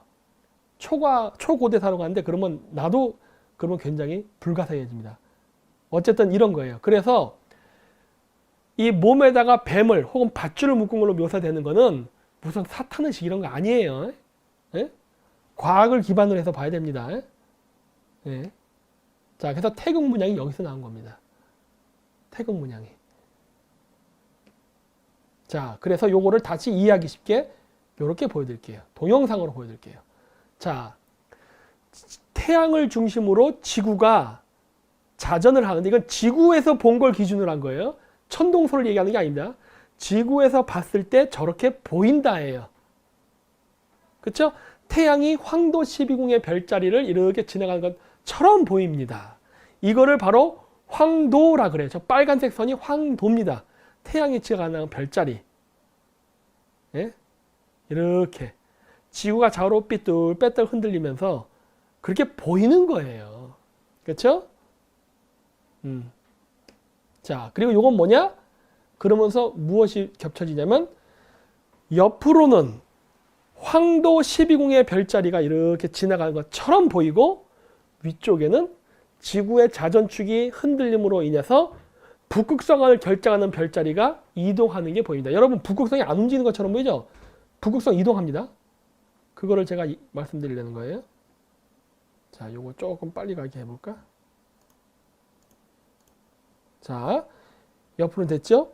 자, 이제 그러면 옆으로 가면서 황도 12궁 태양이 지나가는 걸 본다고 했죠? 옆에를 본 겁니다. 이제 위를 어딜 봐야 돼요? 위를 봐야죠. 북극 지점. 그러면 우리가 서 있는 땅으로부터 지구의 자전축이 세차 운동 때문에 이렇게 움직이는데 그게 바로 이렇게 북극성을 결정하는 작은 곰자리, 세페우스, 백조, 직녀, 용자리를 지나갑니다. 이렇게. 보이세요? 26,000년 주기로 움직입니다. 이러는 거예요. 이거를 합치면은 뭐가 되느냐? 오늘 내용이 좀 어려울까? 만다라가 되는 겁니다. 티베트 불교나 이런 데서 많이 그리죠? 이게 되는 거예요. 이 모양이. 즉 뭐다? 천동설은요. 지구가 중심에 있는 걸 기준으로 하는 겁니다. 그러니까 지구의 관측자적 관점에서의 우주예요. 지구 땅에 있는 관측자적 관점에서 보이는 우주를 얘기하는 게 천동설이에요. 즉 지구와 북극성이 기준점이 돼서 지구가 이렇게 움직일 때 그때 보여지는 이 삼라만상의 우주란 말이에요. 그거를 묘사한 거야. 그래서 황도 12궁이 있고 안에 북극성을 결정하는 별자리가 있는 거예요. 이걸 묘사한 거예요. 그게 만다라예요. 그렇죠. 꽃 모양이 되죠. 그래서 꽃 모양이 되는 거예요. 네. 그래서 여기도 나왔지만은 이거는 통과하자. 네. 그래서 그게 바로 이겁니다. 자, 보이시죠? 바깥에 황도 12궁의 별자리가 있고 안쪽에 여기 보시면 북극성을 결정하는 별자리들이 존재하죠. 네? 이것이 서로 여러분 그 서양 영화 큐브라고 보셨어요? 큐브 보시면 일정 시간대가 되면 퍼즐이 착각 바뀌면서 새로운 방의 문, 게이트가 열리죠. 그러면서 거기서 사람들이 우주의 오원소라는 물, 불, 바람, 흙 이 요소에서 죽지요. 네. 막 이러면서 이걸 탈출해 나가는 과정에 대한 영화잖아요. 거기서도 보면은 바로 시간이 나오고 게이트가 나옵니다. 하여튼 뭐 그런 얘기들이 있는데 오늘 그것까지 얘기하면 굉장히 복잡해지니까. 그래서 이것들이 조합돼서 움직이는 것을 나타내는 거예요. 이렇게. 황도 12궁을 이렇게 황도 12궁과 북극성이 서로 주기에 따라서 탁탁 겹치면서 갑니다. 지금은 물고기 자리 시대에 태양이 물고기 자리 시대에 있고 그리고 북극성은 작은 곰 자리에 있는 시대예요. 하지만 다음번 새천년 세계는 태양이 물병 자리에 있고 북극성은 작은 곰 자리에 있는 시대로 넘어갑니다. 철의 시대의 마지막 주기가 와요. 그리고 나서는 어떻게 된다? 새천년이 열립니다. 천문학적으로 그렇게 된다는 거예요. 천문학적으로. 네, 천문학적으로 그렇다는 겁니다. 그래서 이렇게 여기 설국열차에서도 보면 이렇게 나중에 보시면 나오지만 저게 나와요. 1월, 2월, 3월, 4월, 12월이 나오고 그 안쪽에 소우주의 개념, 시간이 나오죠. 시간, 월, 그 다음 대주기가 나오죠. 황소자리, 물병자리, 사자자리 뭐 이런 식으로 저 바깥에. 그렇게 됨으로써 소우주, 중간우주, 대우주 이렇게. 그래서 이것이 무한 확대, 무한 축소되는 프랙탈 이론이라는 개념이 여기서 나오죠. 그 시간 속에 존재하는 우리죠. 네. 내용이 굉장히 어려운 내용일 텐데. 그렇죠? 이것들에 대한 이야기야. 이것들에 대한 이야기.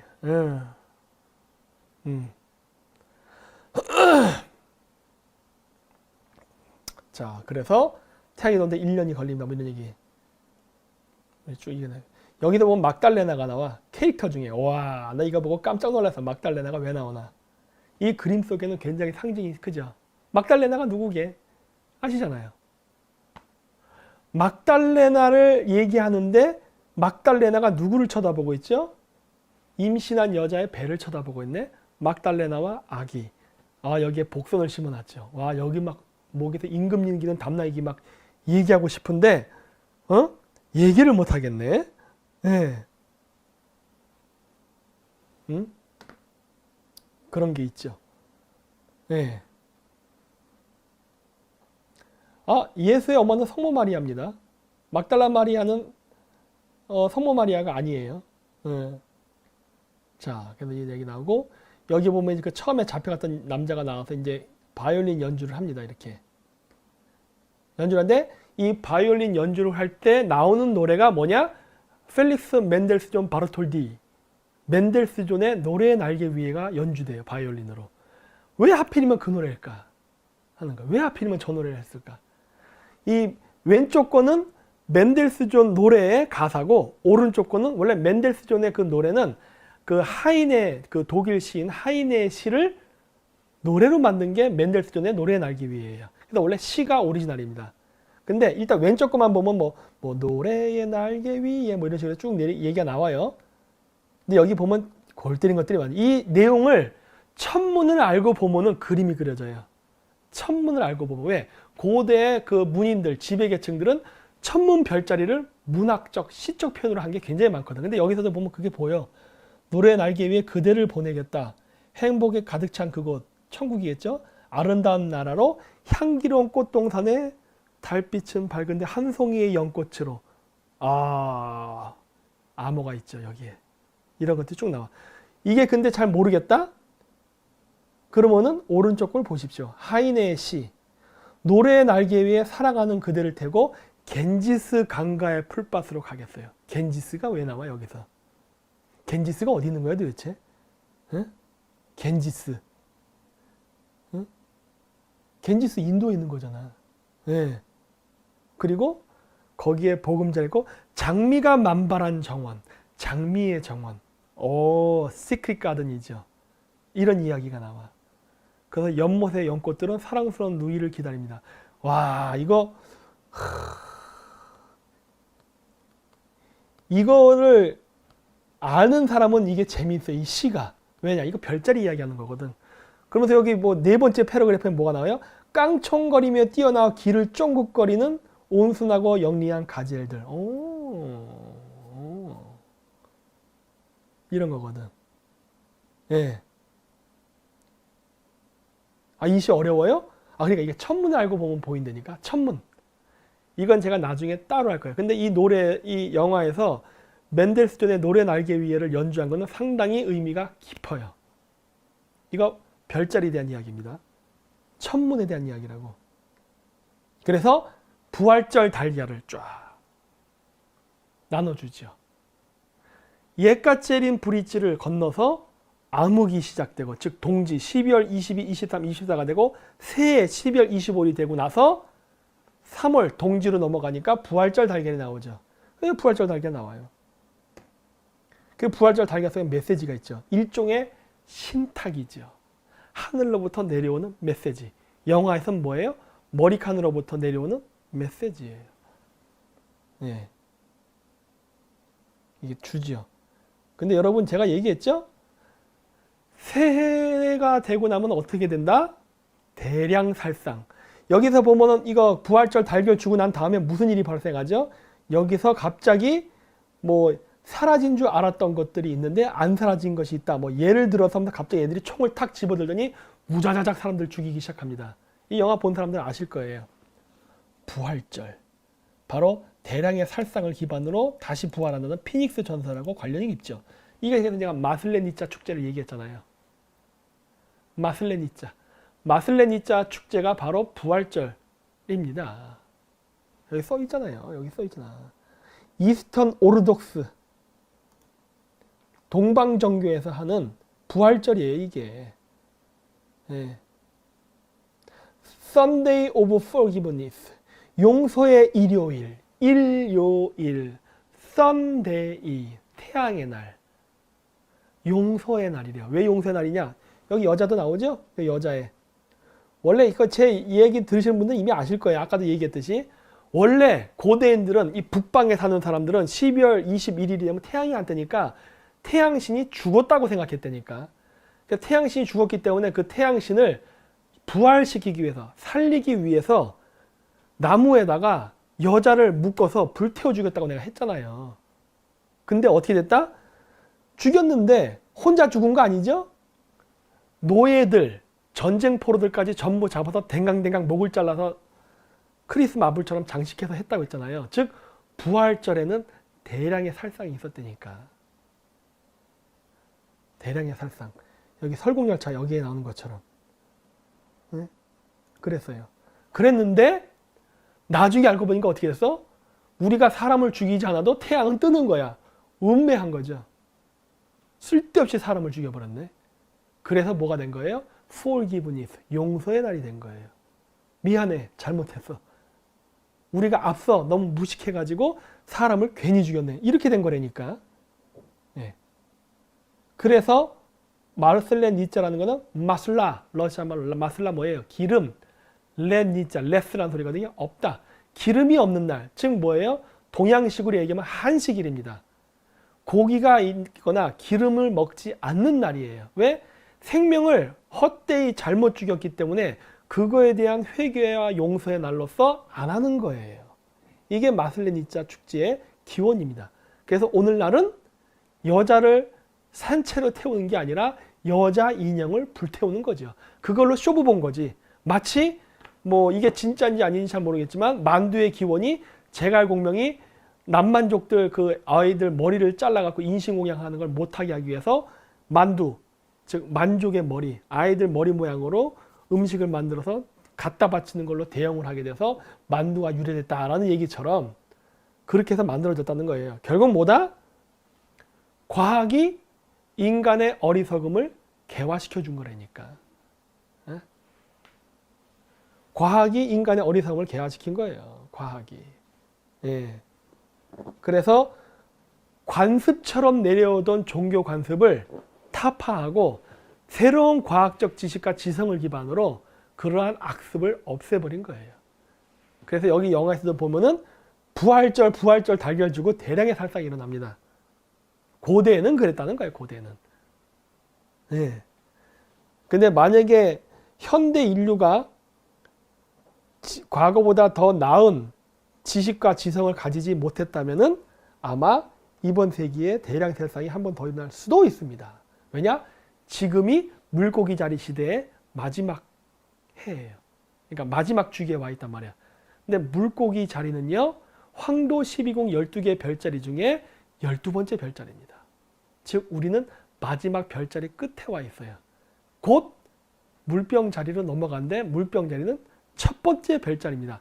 한 바퀴를 뿅 돌고 착 새천년으로 넘어가는 시점이에요. 26,000년 만에. 즉 뭐다? 대주기의 동지의 시기에 살고 있는 거예요. 이거를 만약에 종교화해서 믿는 무리가 있다면 당연히 이 새천년에 26,000년 만에 돌아온 이 대주기의 동지 시기에 대규모 학살이 일어날 수도 있겠죠. 그거는 인간이 얼만큼 과학을 아느냐에 따라서 결정되겠죠. 여기서 얘기하는 거는 물리적 무기를 만드는 과학이 아니라 여기 인간의 지성에 대한 과학. 이게 없으면 어떻게 된다? 그 무기로 자멸을 하는 거죠. 그거는 여러분들이 선택에 달린 거죠. 네. 이런 것들이 여러 개가 나오죠. 이거 매트릭스에서도 이런 게 나오잖아요. 네. 근데 여기 보면 이제 바이올린 연주를 하는데 끈이 재밌게도 한 개야. 네.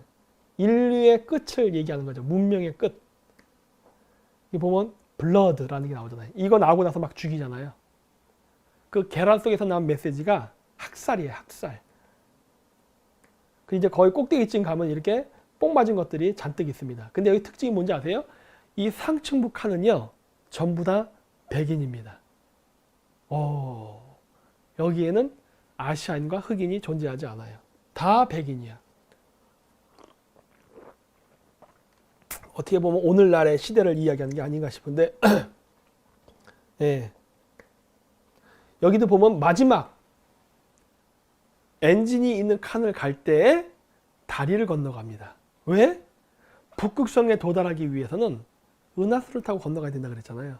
그래서 마지막에 넘어갈 땐 다리를 넘어가요. 이렇게. 뭐 인신공양 얘기 나오고 뭐 여기 가면 이게 이제 여기 나오는데 그 길리엄이라는 사람이 얘를 만나면 바로 죽여버리라고 혀를 잘라버렸다는 얘기가 여기서 그 이유가 나오죠. 왜냐? 여기에 시스템에 대한 설명을 하거든요. 예, 이 기차 안에 갇힌 모든 사람들은 결국 하나다. 뭐 이런 얘기를 하거든요. 나중에 보세요. 폐쇄된 생태계다. 균형을, 여기서 균형 유지하는 얘기가 자꾸 나와. 공기, 물, 식량, 공급, 인구 뭐 이런 식으로 해서.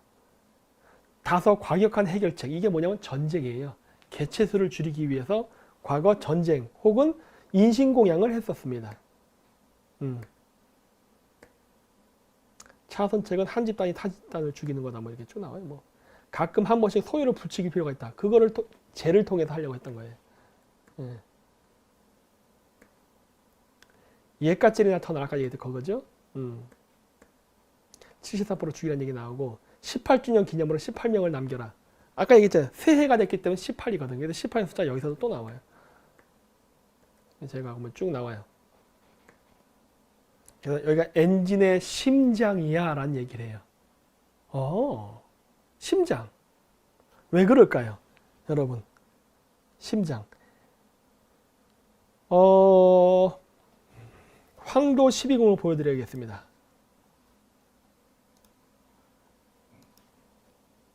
황도 12궁.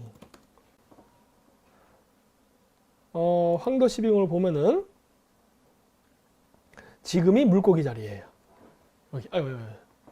여기 물고기 자리입니다. 물고기 자리란, 그러니까 아직 우리는 사실 경계긴 해요. 경계긴 하지만 아직은 물고기 자리라고도 해요. 근데 우리가 물고기 자리에 왔다는 건 어떻게 하느냐? 지구에서 바라봤을 때, 가운데 내가 지구다.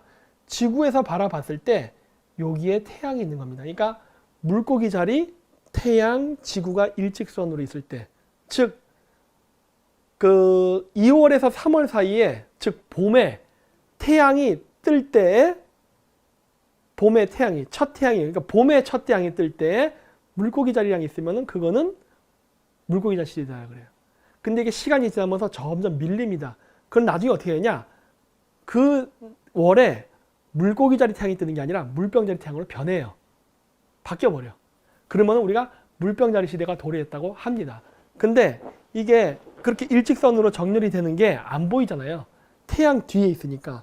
그래서 우리가 물고기 자리 시대가 왔다, 물병 자리 시대가 왔다라는 걸 어떻게 판단을 하냐면 여기 물고기 자리가 있잖아요. 이 물고기 자리는 태양 때문에 가려서 안 보니까 반대편 별자리를 보고 갑니다. 그게 바로 처녀 자리예요. 처녀 자리. 그래서 처녀 자리를 보고 우리는 지금 물고기 자리 시대에 진입했구나 라는 걸 아는 거예요. 따라서 우리가 사는 이 시대, 고대는 태양을 신격화해서 믿었다 했잖아요. 신격화가, 그치? 신격화지. 태양을 신으로 생각했단 말이에요. 그러면 물고기 자리의 태양신은 어떻게 이 세상에 탄생을 했으며 어떻게 부활을 했느냐? 처녀 자리에 의해서. 처녀 자리 별자리 기운을 받아서 처녀 수태를 통해서 그 태양신이 이 땅에서 우리를 비추고 삶을 윤택하게 한다고 믿는 거예요. 그래서 물고기 자리 시대에 하늘의 태양신으로부터 사명을 받고 지상에 태어난 자들, 즉 천송 강림을 통해서 지상을 지배하는 지도자는 다 처녀 수태로 태어난다 라는 신화가 탄생합니다. 제 말 틀렸나요? 제 말 틀렸을까?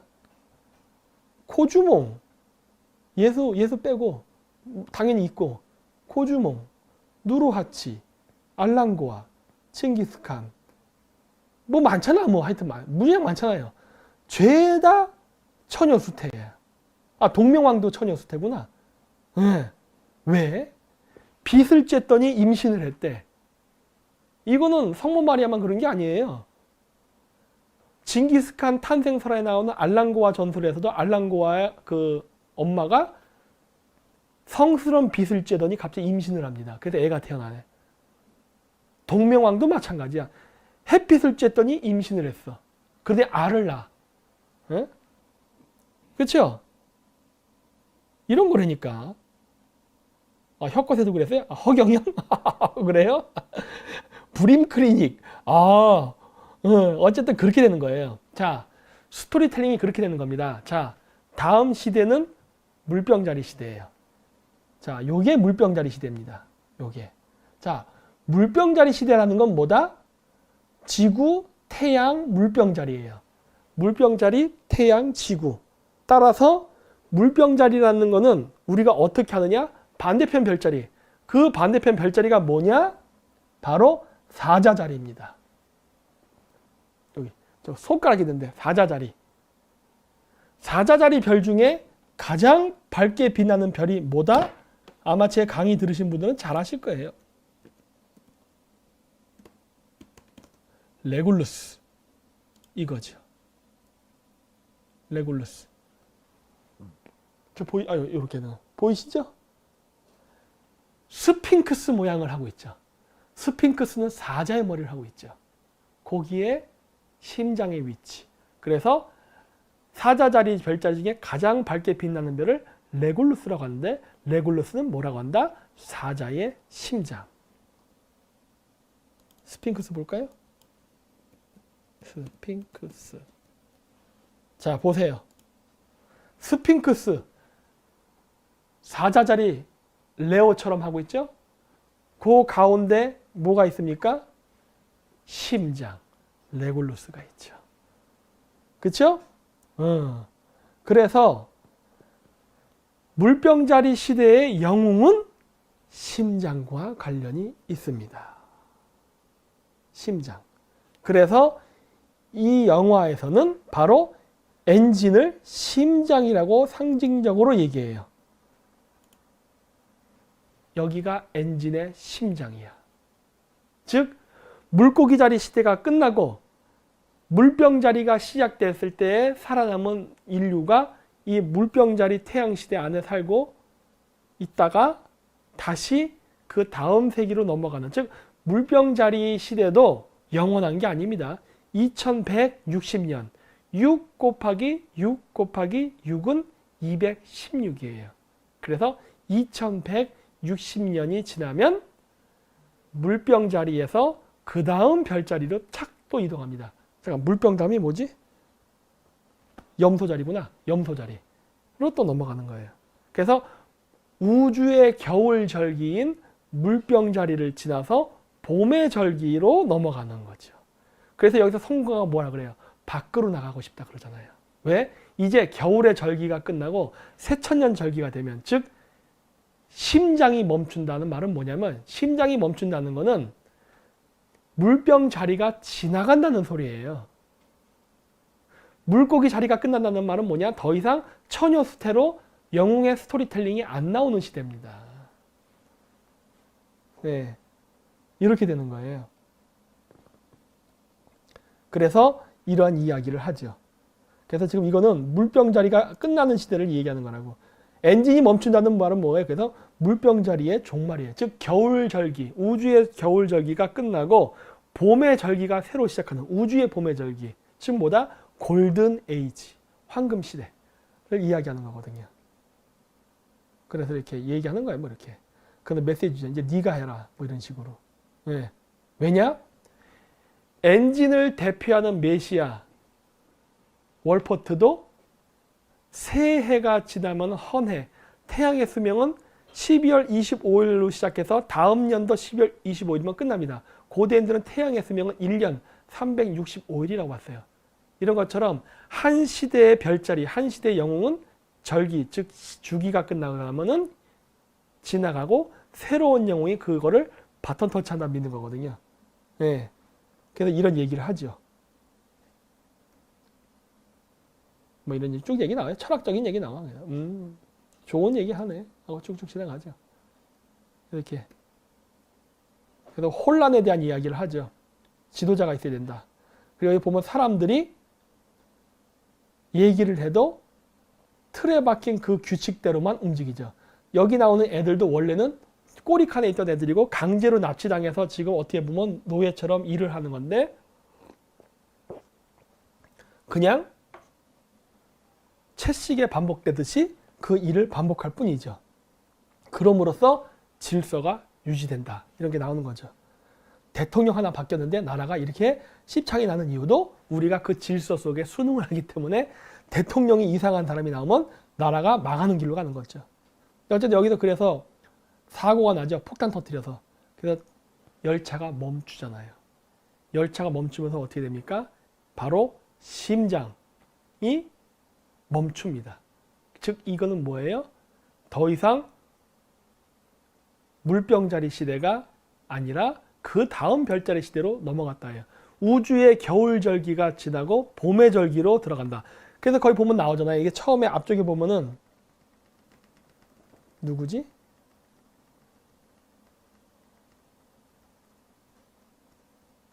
여기 이거. 저 사람들 나가자마자 바로 얼어 죽었잖아요. 예? 바로 얼어 죽었다고 했는데 이 영화에서 폭탄이 터져가지고 열차가 사고가 나는 바람에 애가 밖으로 나갔는데 안 죽잖아요. 왜? 이제 지구가 다시 따뜻해졌기 때문에. 즉 뭐다? 물병자리 시대가 지나면은 그 다음 주기서부터는 다시 우주의 주기가 또 다음 주기로 넘어간다 해요. 네. 그러니까 얘들이 나가도 안 죽어. 그리고 여기서도 애가 동양인 여자와 아프리카 남자애가 나오죠. 근데 저기 그 여기도 나죠. 송강호 이 영화 설정에서 뭐로 돼 있냐면 아까 그 앞쪽에 얼음에 이렇게 있죠. 그 아까 죽은 사람들 그 앞쪽에 리더가 여자라 그랬잖아요. 그 사람이 송강호 부인으로 나옵니다. 이 영화 설정상 그 여자 사이에서 태어난 애가 이 여자예요.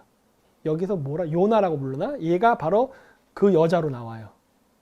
네. 아 누가 겨울왕국이라 그러네? 그렇죠. 요즘 겨울왕국 디즈니랜드에서 많이 얘기하잖아요. 물병자리 있을 때부터가 겨울이에요. 우리가 겨울 시대로 들어가는 거예요. 이제 우주의 겨울 시대로. 네. 그래서 그런 영화를 만듭니다. 얘네들이. 예, 그래서 동양인 여자와 아프리카 남자애, 즉 북쪽과 남쪽, 여자와 남자. 여자는 역삼각형, 남자는 정삼각형. 둘을 합치면 어떻게 될까요? 요렇게 되겠지. 뭐 또 그런 또 프리메이슨 나고 와 할 텐데 정신 차리시고 육방성입니다. 육방성에. 육방성은 북극성을 상징하는 6개의 별자리. 숫자 6이에요. 작은 곰, 세페우스, 백조, 직녀, 용자리, 그리고 헤라클레스. 6개. 우주의 중심에 6개의 별자리. 인간도 숫자 6입니다. 왜? 정육명처럼 묘사하거든. 지구도 6이에요. 그래서 666이란 말이야. 네? 네. 네. 지는 지스팟인가요? 이분 끝내주시네요. 뭐 그건 아닙니다. 그건 다른 의미가 있어요. 자, 그래서 이 영화 마지막에 북극곰이 하나 나오죠. 네. 다음 절기도 북극성이거든요. 결국 모든 게 북극에 대한 이야기야. 북극. 우주의 중심. 곰이 뭘 상징해요? 폴라리스, 북극성. 그래서 숫자 6이 반복돼서 나타나면 이 영화에서도. 네. 말을 굉장히 두서없이 했는데 좀 제가 정리가 잘 되는지 모르겠어요. 그래서 설국열차에 숨겨진 66가지 비밀. 그래서 뭐 이렇게 66이라는 숫자를 또 굳이 강조해요. 아니 10가지 비밀 아니면 뭐 30가지 비밀 얼마나 좋아. 왜 하필이면 66이야? 그렇죠?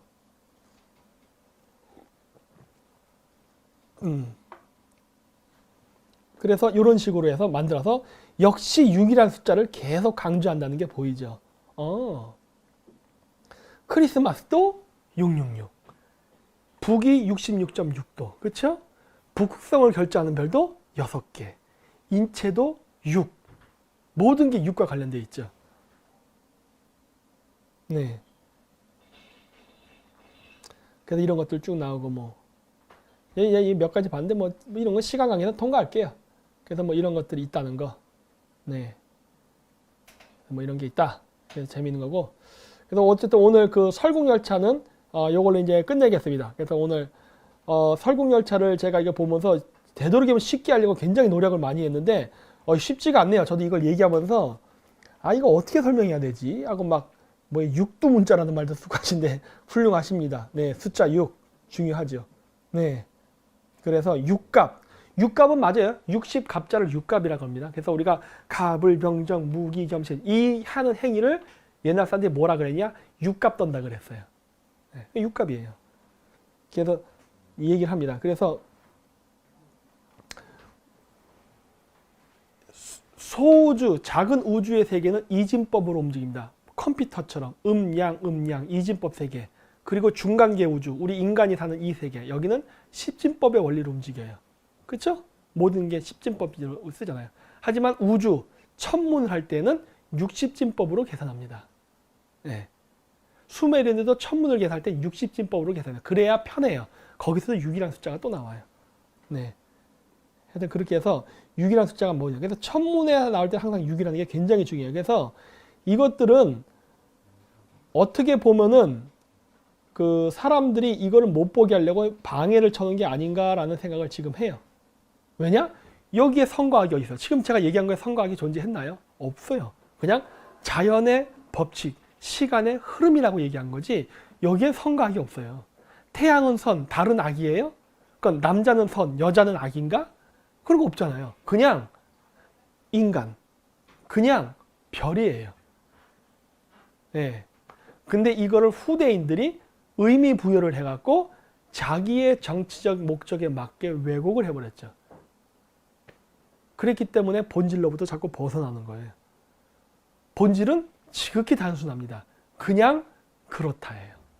그냥 그렇다. 그래서 뭐예요? 스스로 자자에 그럴 연자, 자연이에요. 그냥 이런 것이지 여긴 좋다 나쁨이 없어요. 근데 오늘날 우리나라 사람, 이게 오늘날 인류들은 이거에 대한 원리를 잊어버린 채 여기다가 선악론을 집어넣으죠. 큰 재앙이죠. 그러면서 세상이 완전히 아수라판이 되어버렸죠. 예. 이게 이 영화에서도 나옵니다. 그래서 이 영화에서 보면은 결국 어떻게 된다? 새천년이 되면은 또 대량으로 죽는다. 참 아이러니하죠?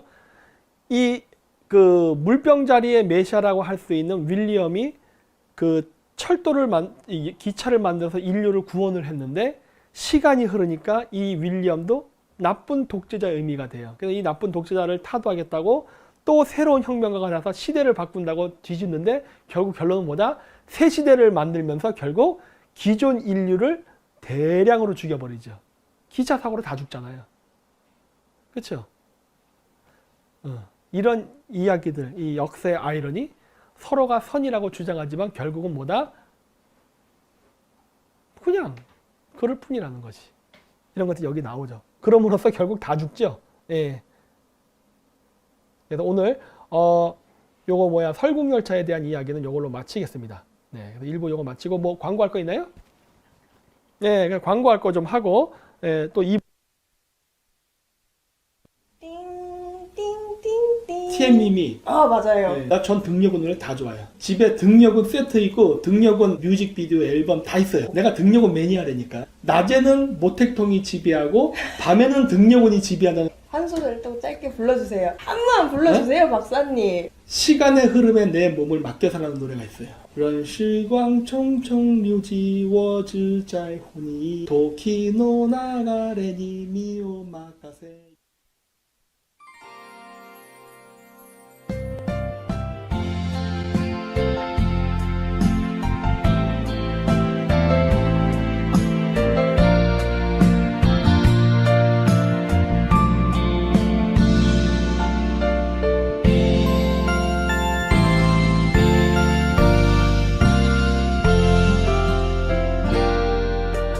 もしもあなたと会えずにいたら私は何をしてたでしょうか平凡だけど誰かを愛し普通の暮らししてたでしょうか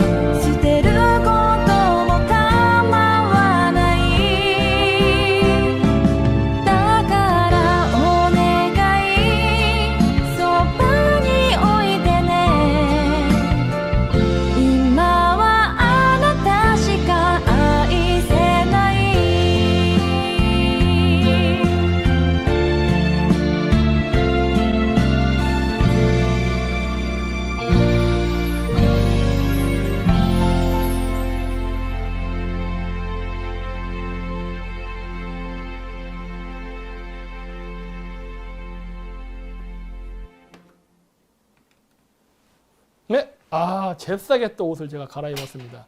아,